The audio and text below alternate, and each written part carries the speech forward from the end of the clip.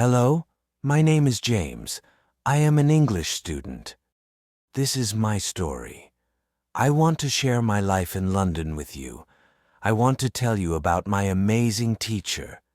You can read my story and learn English along with me. Chapter 1. How it began. On a lovely summer day, I am traveling on a train. Two women are sitting across from me. They are speaking English. I don't understand much because I am a beginner in English. I don't know many words. I decide to try speaking to them. I use my basic English to say a few words. The women understand what I mean. I feel happy. I tell them that I want to improve my English. They tell me they are from England and are returning from a conference. We talk for about 10 minutes. My station is the next one. I say goodbye to them. They give me their contact information and invite me to visit them in England. After this meeting, I practice English every day. I translate texts and watch English movies. In 6 months, my English has improved a lot. It is much better, but I want to learn more. I decide to go to London to study English. When I am in London, I go to school. My first class is on Monday. I meet my teacher and classmates. My teacher is nice. We say our names and where we are from. Then the lesson starts. Our teacher asks us how we learn English. She says she can teach us a simple way. She tells us we don't need to study a lot or read books, but we should use English a lot. This is good for me because I don't like studying or books. Next, we talk about why learning languages is important. Our teacher says we need languages to talk to others and understand ideas. So in our class, we will talk a lot. Many students try to remember new words and study grammar rules, but they don't talk in English. We need to learn new words and grammar, but we don't have to study them a lot. I like what our teacher says. Our lesson goes on. We talk about our hobbies and what we do in our free time. We talk with our classmates or our teacher. We talk during the whole lesson. I like it. It makes me happy. This way of learning is really good for me. That teaches me that if you want to learn English, you should use English to communicate. Chapter 2. How I learned words. I go back to school on Tuesday. One student asks a very interesting question. What's the best way to learn new words? Our teacher says there are many things you can do to learn new words, but for me, reading is the best. Reading helps you learn faster than if you don't read. It's good to read for 30 minutes every day. Let me show you how you can make the most out of reading. It's important to read something that interests you. It could be a nice story or something related to your job or hobby. Don't read something that isn't interesting to you. It's helpful to read something where you know most of the words. Sometimes you might come across words you don't know. When that happens, use a dictionary to look up the word. Then, keep reading. You don't have to write the word down or try to remember it. Just look it up and keep reading. Focus on understanding the text. When you see another new word, do the same thing. This method is simple. You read and translate new words. That's it. Reading also helps you understand how words are connected in sentences. You see how to use words correctly together. This way of learning new words really works. Give it a try and see how quickly you can learn new words. After our discussion, we talk about what's happening in England and the best jobs for students. This is important to me because I want to work after school. I ask my classmates if they know where I can find a job. They suggest going to a job center. They say there are many job opportunities for students there. I'm glad to know where to look for a job. After school, I go to the job center. I'm not sure what kind of job I can do, so I ask the lady there for advice. She tells me they have some good options for students like cleaning or working as a waiter in a cafe. I mention that I don't have experience in these jobs, but the lady says my English is good enough for cafe work. She says the training is not hard, and I can use English when talking to customers.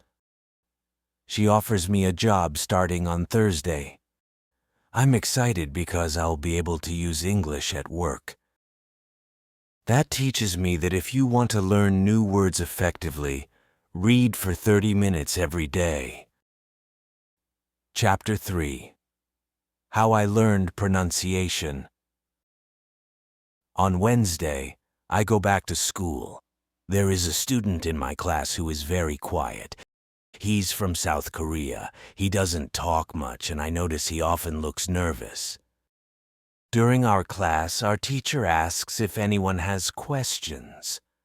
The Korean student hesitates, then slowly raises his hand. He says he has a big problem with pronunciation. He explains that he knows his pronunciation is not good, and he doesn't know how to make it better. Because of this, he is afraid to speak.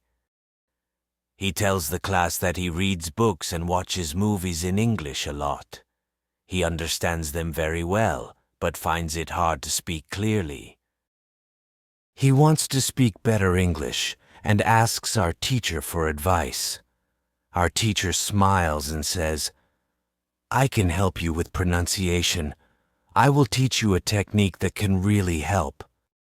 She starts by explaining when we speak, we move our mouth and use certain muscles. The problem is when you speak English, you might use your mouth muscles the same way you do in your native language. This makes your English sound different, and sometimes it's hard for people to understand. She continues, "This is a common problem for many students. Your pronunciation might not be the same as a native speaker, but that's okay. People usually understand what you mean. As a student, it's normal for your pronunciation to not be perfect when you're learning a new language, but you can work on it and make it better. There is a technique called shadowing that can be very helpful. The video shows someone speaking clearly and slowly, and then we hear the same sentence again so we can repeat it. After watching the video, our teacher asks us to practice shadowing for about 3 minutes. We listen to short sentences and try to copy them exactly. It feels a bit strange at first, but soon we start to get the hang of it. Our teacher then tells us, "Shadowing is also very useful when you are preparing for a presentation. If you practice shadowing for about 10 minutes before your presentation, it can help you speak more clearly. You will see how much it helps with your pronunciation." I find this very interesting because I have never heard of this technique before. I think it will be very useful for improving my English speaking skills. After the lesson, I go to the school reception. I want to ask if there are any sports activities available. I really enjoy playing sports and want to continue while I am in England. The lady at the reception is very kind and tells me, yes, we have a table tennis team and a football team. The football team has practice today at 5 o'clock. I'm very happy to hear this because sports are very important to me. I decide to join the football practice. When I arrive at the field, I meet many players from different countries. There are players from Brazil, Japan, Russia, Spain, Argentina, and Italy. Everyone is very friendly, and I enjoy the training session a lot. I am happy that my time in England is starting well. I have a great teacher who is helping me with my English, and I am making new friends from the football team. I am also excited because tomorrow I start my new job. Everything is going well, and I look forward to my time here. I learned that if I want to improve my pronunciation, I must try to mimic the way native speakers talk. Chapter 4. How I Practice Speaking.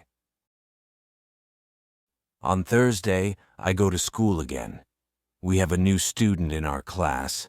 Her name is Monica, and she is from Italy. At the beginning of the lesson, our teacher asks Monica some questions. The teacher knows Monica because she attended a beginner's class here 1 year ago for 2 weeks during the summer holiday. When Monica speaks, her English is beautiful. Her pronunciation is very good, and she speaks fluently. Our teacher is very happy and tells Monica, "Your school in Italy must be very good." Monica replies, "I don't go to any school. I learn English at home. I use techniques that you taught me. I do a lot of reading, shadowing, and thinking aloud. I try to think more in English than in Italian. This is how I work on my English. The 2 weeks I spent in your class last summer helped me a lot. You showed me the way. Now I know how to work on my English every day. This is why I wanted to come back to your class, because 1 year ago I was a beginner and now I can speak English. I want to learn from you again." Our teacher is very happy when she hears this and thanks Monica for her hard work. I find it all very interesting. I already know about reading and the shadowing technique, but Monica also mentions thinking aloud. I don't know what it is, so I ask our teacher, "What is thinking aloud?" Our teacher says it is a very effective technique. You need strong motivation to learn English to benefit from this technique. Some people might think it's a little crazy, but when you start thinking aloud, your English can improve very quickly. I say I have strong motivation. I don't care if the technique is crazy. If it helps, I want to learn it. Can you teach us this technique? Okay, it is actually very simple. You think in your native language all day, every day. It is normal. Now you can start to think in English. And when you start to think in English, you can think aloud.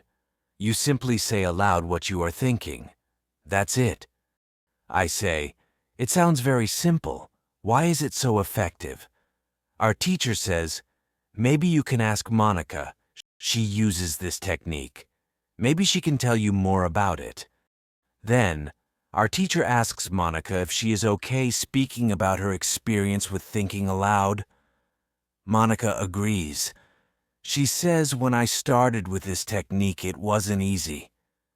I began with very simple sentences. For example, I can speak English. It is good that I can speak English. I want to be better. I need to practice every day. I don't know many words, but I can use these words well. I can express my ideas with these words. I can do this. This is great. The sentences were really simple, but at the beginning there was one problem. My thinking in Italian was long and complicated. I couldn't say in English exactly what I was thinking in Italian. I needed to find a simpler form for English. Thinking in simple English was the hardest part, but after some time it became normal for me to think in English. Then something interesting happened. I met a man from Australia. He was on holiday in Italy. I was still a beginner, but we started to speak English. I realized I could speak with him without many problems. My sentences were simple and short, but I could communicate. I didn't have to translate in my head from Italian to English. After meeting the man from Australia, I started to use thinking aloud more. This technique helped me a lot with my speaking. I still use it every day. It is really a very effective technique. Our teacher thanks Monica for sharing her experience with thinking aloud. I feel inspired to use this technique because I also want to improve my speaking skills. I learned that if you want to speak English fluently, you should try saying your thoughts out loud. Chapter 5. How I learned grammar. After school, I go to the cafe for my new job training. I am nervous because I have never had a job before, and I don't know what to expect. I worry if I can do a good job. When I arrive at the cafe, I am surprised. The cafe is modern and nice. It sells coffee, tea, chocolate cakes, and sandwiches. My boss is a young woman, only 25 years old. She's been working at the cafe for more than 2 years and knows everything about the job. She is very good at her work. She shows me how to make coffee, how to wash the dishes, and how to talk to customers. Everything is new for me, and it's a lot to learn. I can only remember a little bit of what she tells me, maybe 20, but she is very friendly and patient. She lets me try to do things myself and helps me when I make mistakes. This helps me learn faster. At the end of my first day at work, I feel very tired. It has been a long day, but I'm happy because I have a job now. The next day, I go to school again. During the class, one student asks a question. How can I learn English grammar? Sometimes I don't know if I'm using the right words or sentences. The teacher answers, there are two kinds of students. Some students want to learn English to speak well, and others need to pass exams. If you want to speak well, you don't need to study grammar rules too much. You can learn English naturally, like how you learned your first language. To learn is by reading books because they use correct grammar. You can also practice shadowing, which means listening to sentences and repeating them. This helps you use correct grammar without thinking too much about it. For students who need to pass exams, it's helpful to practice with old exam papers. This way, you can get used to the types of questions and the format of the exam. It's a good idea to take the exam when you feel confident that you can pass. The student says, "Thank you," and the teacher smiles. I feel relieved because I want to learn English to speak well, not just to pass exams. I enjoy reading, so I am happy to know that reading books can help me learn grammar. In the afternoon, I go back to the cafe for my second day of work. I am getting better at my job and can do many things on my own. My boss still helps me when I need it. I find that the job is not too hard, and it is a good way to practice my English with customers. I realize that if you want to have good grammar, just read a lot. Chapter 6. How I handle mistakes. On Tuesday, I go to school again. One student asks our teacher an interesting question. She says, I want to practice speaking with people, but I don't want to make mistakes. I don't want to look stupid. Can you help me? Our teacher answers, making mistakes is a very interesting topic. Many people have different opinions about it. I want to tell you what I think is best. I have a lot of experience with this because I also learn new languages. For example, I am learning Spanish right now. When I speak Spanish, I don't worry about making mistakes. The reason is simple. When I learned my native language, I didn't care about making mistakes. My main goal is to share my ideas when I speak any language. That's all that matters to me. I know that if I read a lot, speak, and do shadowing, repeating what I hear, my Spanish will get better and better. This might sound simple, but it's what I've learned after many years of teaching and learning languages. It works well for me and for many of my students. When I speak, I focus only on speaking. Right now, I know 1,500 words in Spanish. That's about the same as a 2-year-old child. 2-year-old children make many mistakes when they speak, but they don't worry about it. They keep using their language, and by the time they're 3 years old, they make fewer mistakes. By the time they're 4 years old, they usually speak very well. You can do the same. Most of you know about 2,000 words in English, so it's okay to make mistakes sometimes. As you keep using English, you'll make fewer and fewer mistakes. It's impossible to reach a higher level without making mistakes. When you practice English, it's okay not to be perfect. Perfection comes with practice. Everyone who learns English starts from the beginning, from zero. Learning languages is like learning to play a musical instrument. You need to practice. When you start, it's not perfect and you make mistakes. This is normal. It's a necessary part of learning. If you don't go through this period of making mistakes, you can't get to a higher level. As you keep using English, your mistakes will gradually go away. To make fewer mistakes, do a lot of reading and shadowing. When you read, you can read aloud, which helps too. In real conversations, focus only on sharing your ideas. Don't worry about making mistakes. When you speak, you practice turning your ideas into words. You don't learn grammar or new words during this time. You have other activities for that. Don't worry. Everyone who learns a foreign language makes mistakes sometimes. Famous people, big company bosses, and politicians make mistakes too.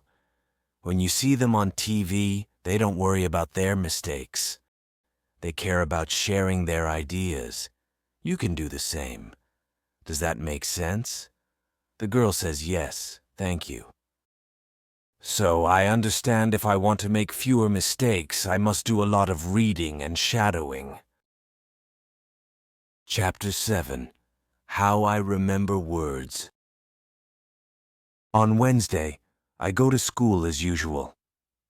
At the start of the lesson, one student shares a problem she is facing.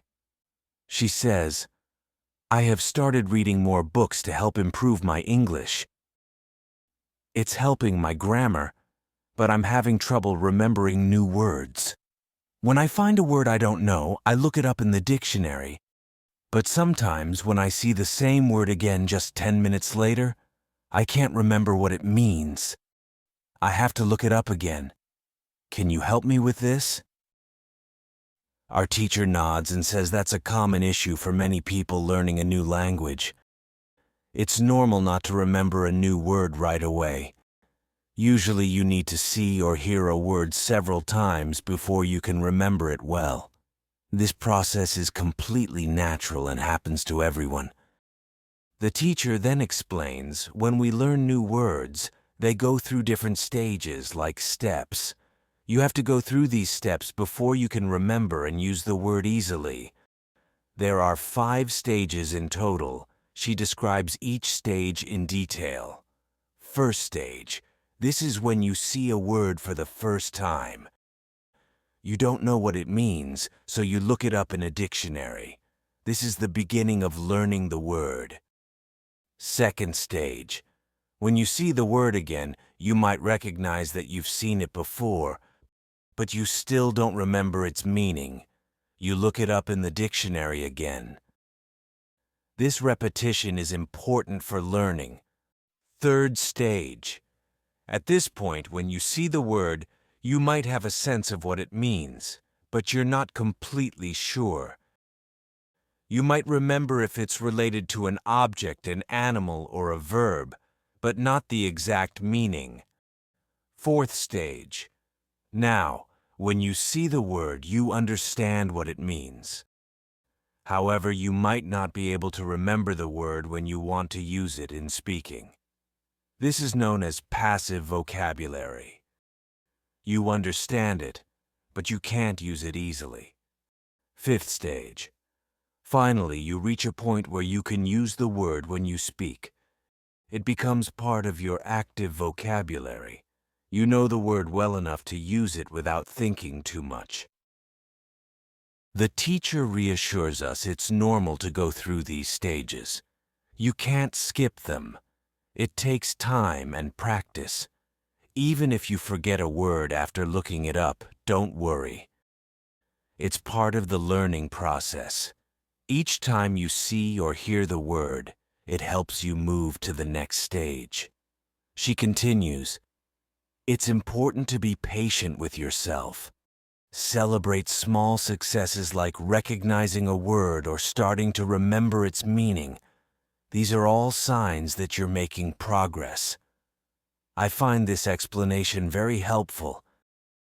Before, I used to feel frustrated when I couldn't remember a word after looking it up. Now I understand that it's okay to forget and that it takes time to really learn new words. I need to see a word many times in different contexts before I can remember and use it easily. After school, I go to my football training. Our coach has some exciting news for us. He tells us that there is a match on Saturday. Our school team will play against another school team from Cambridge. The coach asks me to play for our school team. I feel very happy and excited about the match. I have been practicing a lot, and I'm looking forward to showing my skills in the game. Remembering new words is like learning to play football or any other sport. It takes practice and repetition. The more you see, hear, and use the word, the better you will remember it. So keep reading, listening, and speaking English as much as you can. Over time, you will find that you remember more and more words, and speaking English will become easier, just like preparing for the football match. Practicing new words helps you get better and more confident. I learned that if you want to remember a new word, see or hear the word about 10 times. This video has ended, but our story is still long. In the next video, I will share the rest of my inspirational journey to fluency in London with you. Don't forget to subscribe and leave a comment to tell us about your level of English and why you are learning it. I am really interested in your response. See you next time.